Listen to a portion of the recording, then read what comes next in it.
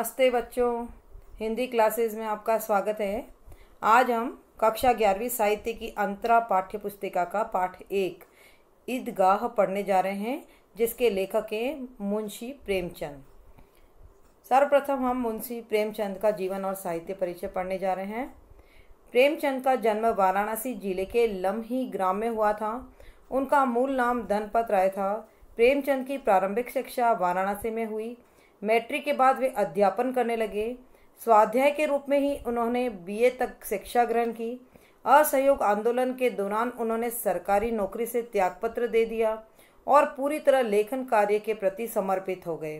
प्रेमचंद ने अपने लेखन की शुरुआत पहले उर्दू में नवाब राय के नाम से की, बाद में हिंदी में लिखने लगे। उन्होंने अपने साहित्य में किसानों, दलितों, नारियों की वेदना और वर्ण व्यवस्था की कुरीतियों का मार्मिक चित्रण किया है। वे साहित्य को स्वांतः सुखाय न मानकर सामाजिक परिवर्तन का एक सशक्त माध्यम मानते थे। वे एक ऐसे साहित्यकार थे जो समाज की वास्तविक स्थिति को पेनी दृष्टि से देखने की शक्ति रखते थे। उन्होंने समाज सुधार और राष्ट्रीय भावना से ओतप्रोत अनेक उपन्यासों एवं कहानियों की रचना की। कथा संगठन, चरित्र चित्रण, कथोपकथन आदि की दृष्टि से उनकी रचनाएं बेजोड़ है। उनकी भाषा बहुत सजीव, मुहावरेदार और बोलचाल के निकट है। हिंदी भाषा को लोकप्रिय बनाने में उनका विशेष योगदान है। संस्कृत में प्रचलित शब्दों के साथ साथ उर्दू की रवानी इसकी विशेषता है, जिसने हिंदी कथा भाषा को नया आयाम दिया।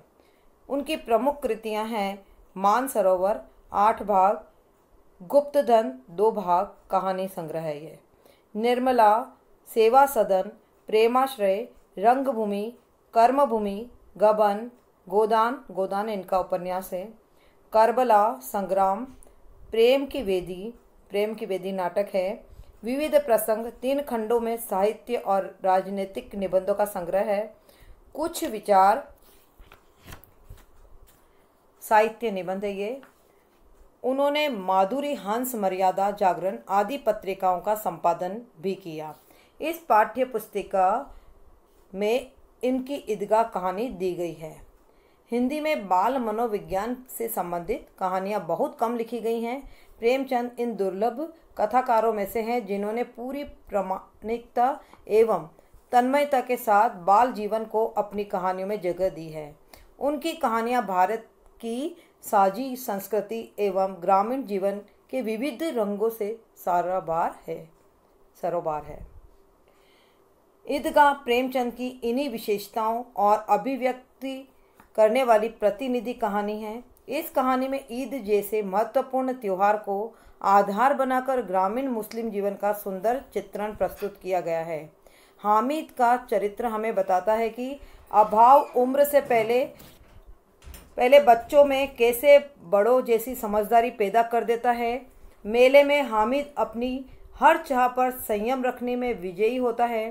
साथ ही रुस्तमे हिंद चिमटे के माध्यम से प्रेमचंद ने श्रम के सौंदर्य एवं महत्व को भी उद्घाटित किया है। चित्रात्मक भाषा की दृष्टि से भी यह कहानी अनूठी है। सर्वप्रथम हम ईदगाह कहानी का सार समझ लेते हैं। यह बाल मनोवैज्ञानिक कहानी होने के साथ ही गरीब मुस्लिम समाज से संबंधित है। ये लोग ईद का त्यौहार अपनी हैसियत के अनुसार मनाते हैं। इस कहानी का मुख्य पात्र हामिद, जिसके माता पिता नहीं हैं, वह अपनी बूढ़ी दादी अमीना के साथ रहता है। ईद के मेले में जाने के लिए उसकी दादी उसे 3 पैसे देती हैं। मेले में हामिद के साथी खिलौने और मिठाइयाँ खरीदते हैं, किंतु हामिद अपनी इच्छा पर नियंत्रण रखकर अपनी दादी के लिए 3 पैसे में चिमटा खरीदता है। गरीबी के कारण उसके व्यवहार में परिपक्वता आ जाती है। उसे मेले में अपनी दादी का ख्याल आता है कि जब उसकी दादी रोटी पकाती है तो उनकी उंगलियां जल जाती है। पैसों के अभाव के कारण चिमटा नहीं खरीद पाती है। हामिद दादी को सुख पहुंचाने के उद्देश्य से चिमटा खरीद कर लाता है। इस पाठ में बताया गया है कि विपरीत परिस्थितियां व्यक्ति को सोचने के लिए मजबूर कर देती हैं। अब इस पाठ का शीर्षक ईदगाह रखा है, उस पर भी हम चर्चा कर लेते हैं। इस कहानी का शीर्षक ईदगाह इसलिए रखा गया है क्योंकि इस पाठ में ईद पर लगने वाले मेले व सामूहिक नमाज पढ़ने की आस्था का वर्णन किया गया है। अब हम पाठ शुरू करने जा रहे हैं। ईदगाह। रमजान के पूरे 30 रोज़ों के बाद ईद आई है। कितना मनोहर, कितना सुहावना प्रभात है।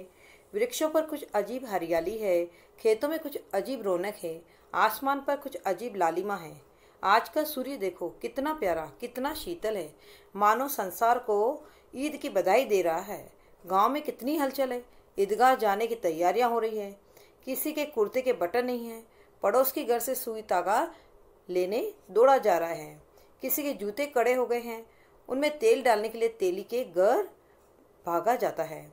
जल्दी जल्दी बेलों को सानी पानी दे दे। सानी का अर्थ होता है भूसा। ईदगाह से लौटते लौटते दोपहर हो जाएगी। 3 कोस का पैदल रास्ता, फिर सैकड़ों आदमी से मिलना भेंटना।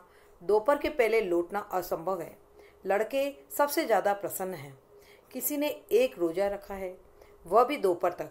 किसी ने वह भी नहीं, लेकिन ईदगाह जाने की खुशी उनके हिस्से की चीज़ है। रोजे बड़े बूढ़े के लिए होंगे। मतलब बच्चे सोचते हैं कि रोजे जो है, रोजे का अर्थ होता है उपवास, जो है बड़े बूढ़ों के लिए होते होंगे। इनके लिए तो ईद है। रोज ईद का नाम रटते थे, आज वह आ गई। अब जल्दी पड़ी है कि लोग ईदगाह क्यों नहीं चलते। उन्हें गृहस्थी की चिंताओं से क्या प्रयोजन। अर्थात बच्चों को जो गृहस्थी की किसी भी तरह की कोई चिंता नहीं होती। सेवैयों के लिए दूध और शक्कर घर में है या नहीं, इनकी बला से ये तो सेवैयाँ खाएंगे। मतलब बच्चों को तो मतलब होता है कि सेवैयाँ खानी है, घर में दूध है, शक्कर है या नहीं, उससे उनको कोई मतलब नहीं होता। वह क्या जाने कि अब्बा जान क्यों बदहवास। बदहवास का अर्थ होता है बिना होश संभाले। चौधरी कायम अली के घर दौड़े जा रहे हैं। कायम अली कौन था? उनके गांव का एक धनी व्यक्ति था जिससे लोग पैसा उधार लेते थे। उन्हें क्या खबर कि चौधरी आज आंखें बदल ले तो सारी ईद मुहर्रम हो जाए। मतलब बच्चों को इन चीज़ों से क्या लेना देना कि चौधरी जो है आंखें बदल ले, अर्थात कि बदल जाए, लोगों को पैसा उधार न दे। और पैसा उधार नहीं देंगे तो गरीब व्यक्ति की ईद की खुशी तो दुख में बदल जाएगी। ईद मुहर्रम में बदल जाना यानी खुशी का दुख में बदल जाना। उनकी अपनी जेबों में तो कुबेर का धन भरा हुआ है, बार बार जेब से अपना खजाना निकाल कर गिनते हैं। अब यहाँ बच्चों की बात आ रही है कि कुछ बच्चे जो अच्छे घरों से हैं, पैसे वालों घरों से हैं, उनके जेब में पैसा भरा है, बार बार जेब से पैसा निकालते हैं, गिनते हैं और खुश होते हैं और फिर गिनकर रख लेते हैं। महमूद गिनता है 1 2 10 12, उसके पास 12 पैसे हैं। मोहसिन के पास 1 2 3 8 9 15 पैसे हैं। इन्हीं अनगिनती पैसों में अनगिनती चीज़ें लाएंगे। ये सब बच्चे ऐसे विचार कर रहे हैं। ये सब हामिद के साथी हैं। खिलौने, मिठाइयाँ, बिगुल बिगुल बजाने का बाजा होता है, गेंद और जाने क्या क्या। और सबसे ज़्यादा प्रसन्न है हामिद। वह 4-5 साल का गरीब सूरत दुबला पतला लड़का जिसका बाप गत वर्ष हैजे की भेंट हो गया था और माँ न जाने क्यों पीली होती होती एक दिन मर गई। पीली होती होती अर्थात बीमार और कमज़ोर पड़ते पड़ते एक दिन मर गई। अर्थात माता पिता दोनों की मृत्यु हो चुकी है। अनाथ बच्चा है, अपनी दादी अमीना के साथ रहता है। और ये सब जो ऊपर थे अपने नाम लिए, महमूद, मोहसिन, ये सब उसके हामिद के साथी हैं। किसी को पता न चला क्या बीमारी है, कहती तो कौन सुनने वाला था।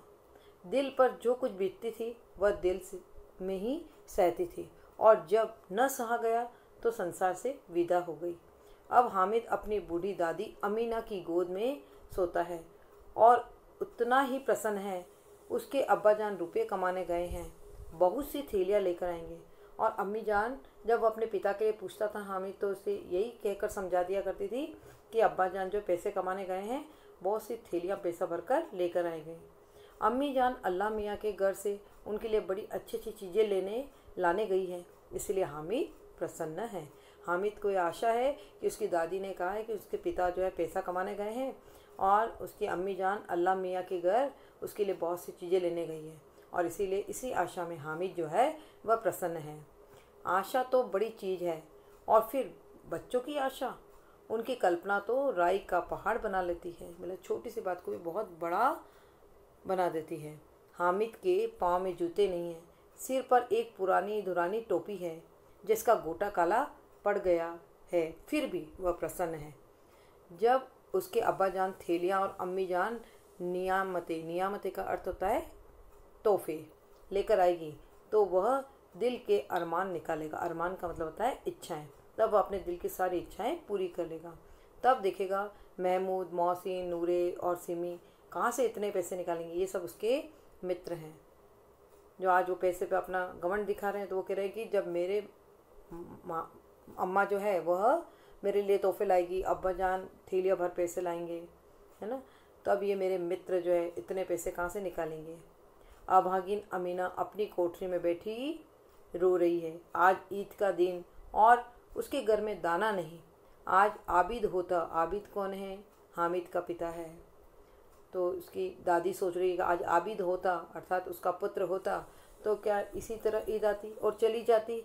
इस अंधकार और निराशा में वह डूबी जा रही है। किसने बुलाया था इस निगोड़ी ईद को? निगोड़ी का अर्थ होता है अभागी। ईद को इस घर में उसका काम नहीं, लेकिन हामिद, उसे किसी के मरने जीने से क्या मतलब। उसके अंदर प्रकाश है, बाहर आशा है। विपत्ति अपना सारा दल बल लेकर आए, हामिद की आनंद भरी चितवन उसका विध्वंस कर देगी। विध्वंस का अर्थ होता है विनाश कर देगी। इस पंक्ति का आशय है कि हामिद गरीब था, किंतु अपनी दादी अमीना के द्वारा यह कहे जाने पर कि तुम्हारे पिताजी रुपया कमा कर लाएंगे और अम्मी जान अल्लाह में के यहाँ से तुम्हारे लिए बहुत अच्छी अच्छी चीज़ें लेकर आएगी, तो ये सब सुनकर हामिद जो है आशान्वित था कि उसके माता पिता उसके लिए बहुत रुपया और बहुत सी चीज़ें लेकर आएंगे। दादी अमीना तो सच्चाई जानती थी कि अब उसके बेटे और बहू इस दुनिया में नहीं रहे, और पैसों के अभाव में ईद के आने पर भी वह खुश नहीं थी। किंतु हामिद तो आशा के बल पर मिली उमंग से भरा हुआ था, जो मुसीबतों को समाप्त कर देती है। तो लेखक ने बताना चाहा कि आशा बच्चों का हौसला बढ़ा देती है, और आशा से प्राप्त खुशी के आगे कठिनाइयाँ उन्हें थोड़ी भी बाधा नहीं लगती। हामिद भीतर जाकर दादी से कहता है, तुम डरना नहीं अम्मा, मैं सबसे पहले आऊँगा और बिल्कुल न डरना। तो हामिद अपनी अम्मा अर्थात अपना दादी से कहता है कि मैं मेले में जा रहा हूँ और मैं शीघ्र ही लौट आऊँगा। अमीना का दिल कचोट रहा है। गांव के बच्चे अपने अपने बाप के साथ जा रहे हैं। हामिद का बाप अमीना के सिवा और कौन है? उसे कैसे अकेले मेले में जाने दे। उस भीड़ भाड़ में बच्चा कहीं खो जाए तो क्या हो? नहीं, अमीना उसे यूँ न जाने देगी। नन्ही सी जान, 3 कोस चलेगा कैसे? पैर में छाले पड़ जाएंगे, जूते भी तो नहीं हैं। वह थोड़ी थोड़ी दूर पर उसे गोद में ले लेगी, लेकिन यहाँ सेवैयाँ कौन पकाएगा? पैसे होते तो लौटते लौटते सब सामग्री जमा करके चटपट बना लेती। यहाँ तो घंटों चीज़ें जमा करते लगेंगे। मांगे ही का तो भरोसा ठहरा। मांगे ही का तो भरोसा ठहरने का अर्थात लोगों से उधार मांग कर ही तो काम निकालना पड़ेगा। उस दिन फाहिमिन के कपड़े सिले थे, 8 आने पैसे मिले थे। उस अठन्नी को ईमान की तरह बचाती चली आती थी इसी ईद के लिए। लेकिन कल ग्वालन सिर पर सवार हो गई। ग्वालन यानी दूध वाली। तो क्या करती, अर्थात उसे पैसे देने पड़े। हामिद के लिए कुछ नहीं है तो 2 पैसे का दूध तो चाहिए ही। अब तो कुल 2 आने पैसे बच रहे हैं। 3 पैसे हामिद की जेब में, 5 अमीना के बटुए में। यही तो बिसात है। बिसात का अर्थ होता है शतरंज का खेल। तो यहाँ पर कहना चाहते हैं कि यही तो बिसात है, अर्थात हमारा जीवन जो है शतरंज के खेल के समान है, जैसे ईश्वर खेलता है। और ईद का त्यौहार अल्लाह ही बेड़ा पार लगाए। और अब इस मुसीबतों के दिनों में ईद का त्यौहार आया है।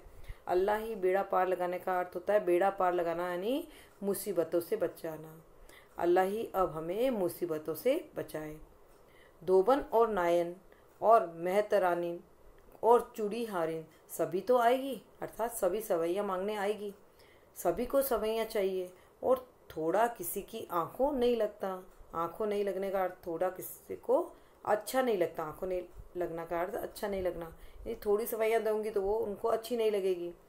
किस किस से मुंह चुराऊंगी, किस किस से मुंह चुराएगी, और मुंह क्यों चुराए, साल भर का त्योहार है। मतलब ईद जो है साल भर में एक बार ही तो आती है, और बदले में ये सब मुझे दुआएं तो देकर जाती है। जैसे ज़िंदगी खैरियत से रहे, अर्थात तुम्हारी ज़िंदगी आराम से कटे, उनकी तकदीर भी तो उसी के साथ है। बच्चे को खुदा सलामत रखे, दिन भी कट जाएंगे, अर्थात बुरे दिन भी कट जाएंगे। ऐसी दुआएं भी तो देकर जाती हैं।